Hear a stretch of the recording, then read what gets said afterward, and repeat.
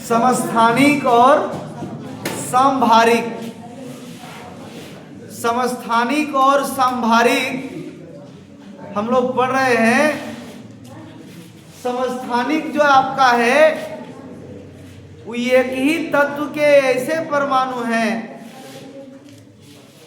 एक ही तत्व के ऐसे परमाणु हैं जिनके परमाणु संख्या तो एक है लेकिन द्रव्यमान संख्या क्या है, भिन्न भिन्न है। जिसके परमाणु संख्या तो एक है लेकिन द्रव्यमान संख्या भिन्न भिन्न है। इस तरह से जैसे हाइड्रोजन का 3 समस्थानिक है, कोबाल्ट का 3 समस्थानिक है, हाइड्रोजन का 3 समस्थानिक है। क्या हाइड्रोजन 1 यानी परमाणु संख्या 1 और द्रव्यमान संख्या भी 1। ऐसा भी हाइड्रोजन जिसका परमाणु संख्या 1 लेकिन द्रव्यमान संख्या 2। ऐसा भी हाइड्रोजन जिसका परमाणु संख्या 2 परमाणु संख्या 1 लेकिन द्रव्यमान संख्या कितना, 3। ये किसके परिवर्तन के कारण हुआ? न्यूट्रॉनों के परिवर्तन के कारण। ध्यान दो इधर, हाइड्रोजन 1 इसका मतलब हुआ हाइड्रोजन का परमाणु संख्या 1 मतलब प्रोटॉन 1, प्रोटॉन ही होता है परमाणु संख्या।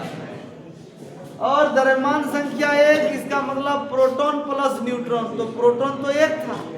इसका मतलब इसमें हाइड्रोजन के इस समस्थानिक में प्रोटॉन तुम्हारा 1 है लेकिन न्यूट्रॉन क्या है, 0। ये जो हाइड्रोजन का दूसरा समस्थानिक है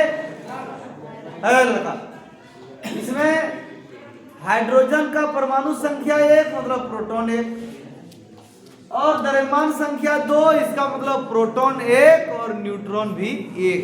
इसमें न्यूट्रॉन 0, इसमें न्यूट्रॉन 1।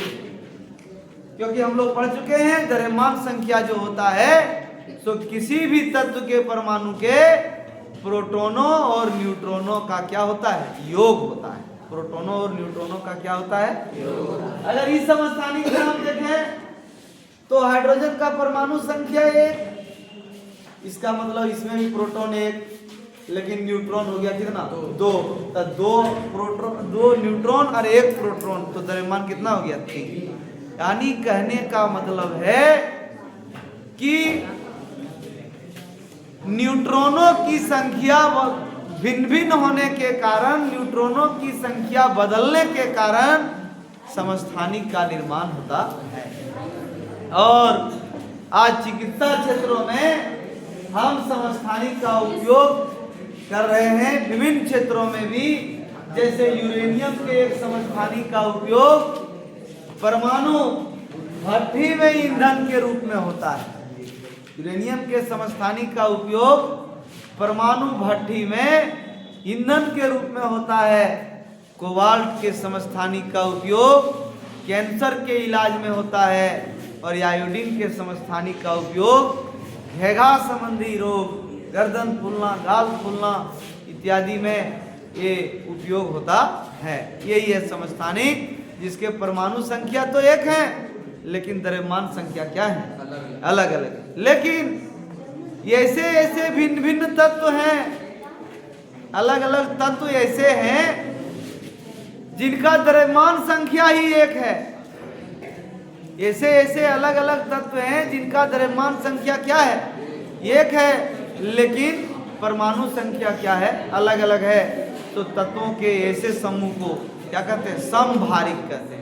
क्या कहते हैं, समभारिक कहते हैं। इस चैप्टर में हम लोग प्रोटॉन की संख्या, परमाणु संख्या होता है इसको जाने, प्रोटॉन और न्यूट्रॉन का योग परमाणु द्रव्यमान संख्या होता है इसको जाने। ये परमाणु मॉडल बोर बरी का सिद्धांत के अनुसार से इलेक्ट्रॉनिक विन्यास करना सीखे और उसी सिद्धांत से संयोजकता निकालने सीखे। और ये भी सीखे कि जो इलेक्ट्रॉन त्याग करता है वो विद्युत धनायन होता है और जो इलेक्ट्रॉन ग्रहण करता है वो विद्युत ऋणायन होता है ना।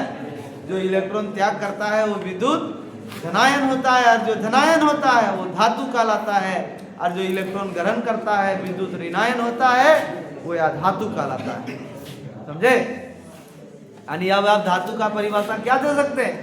अभी टन टन करता है, ये छोड़ के आप दूसरा जवाब भी दे सकते हैं कि वह तत्व जो इलेक्ट्रॉन का त्याग करता है और धन आयन का निर्माण करता है उसको हम धातु कहते हैं। और धन आयन का निर्माण कब करता है? जब क्या हो, जब वो इलेक्ट्रॉन का क्या करे, त्याग करता है, जब बाहरी कोश में 4 से कम इलेक्ट्रॉन होता है ना।